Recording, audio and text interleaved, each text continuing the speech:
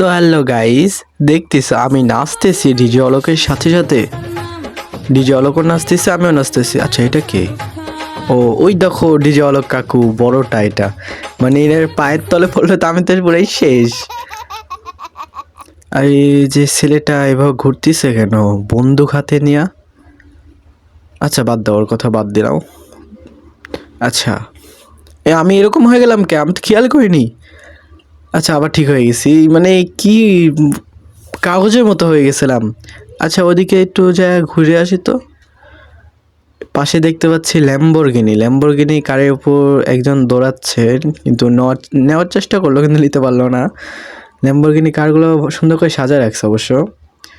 আর এদিকে একটা ছেলে দাঁড়ায় আছে, দেখি তো টিম আপ করা যায় নাকি। হ্যালো, কি ব্যাপার? ইগনোর করলো আমারে?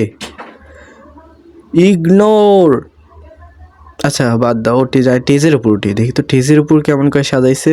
মানে এই যে ক্রাফটলাইন ম্যাপটা কিন্তু খুব সুন্দর সাজাইছে।